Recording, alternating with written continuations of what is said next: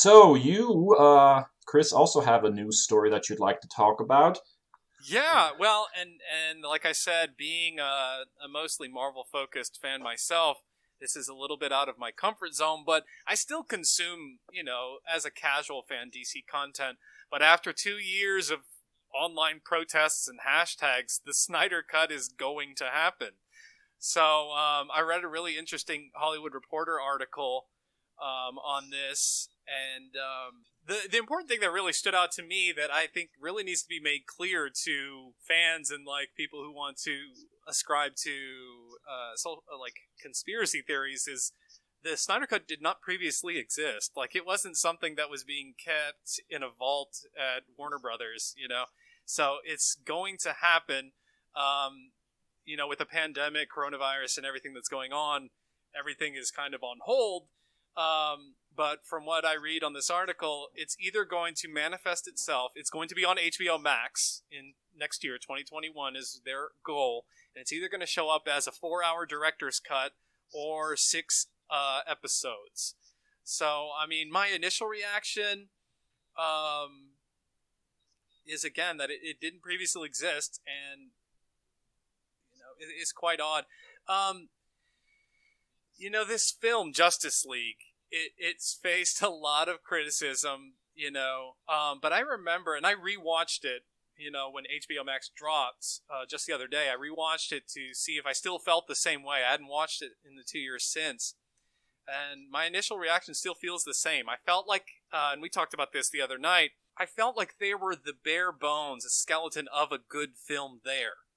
And like I felt like there was something there, and I could feel the influence of Joss Whedon when he took over after the unfortunate suicide of Zack Snyder's daughter.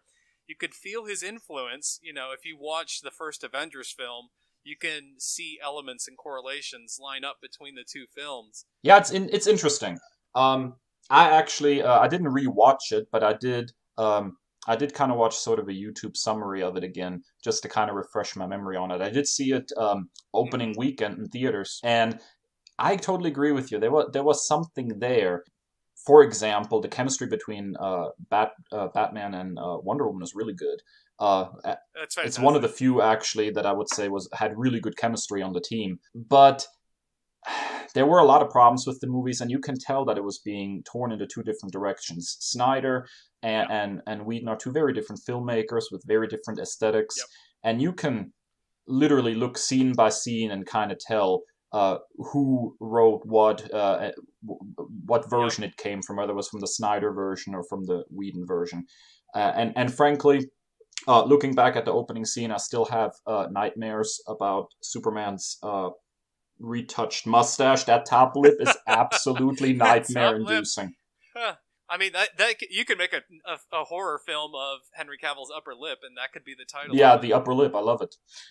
It's interesting too because looking back at some of the stuff that they've said about it, apparently there was a unfinished production cut of Justice League that Snyder had put together. Yeah, I saw that in the article. About 3.5 hours long, but severely unfinished, missing a whole bunch of special effects shots.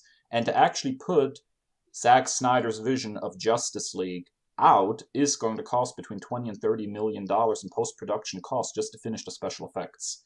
That is a huge investment for something that they're dumping on HBO Max, and I'm quite surprised that they're going to do that.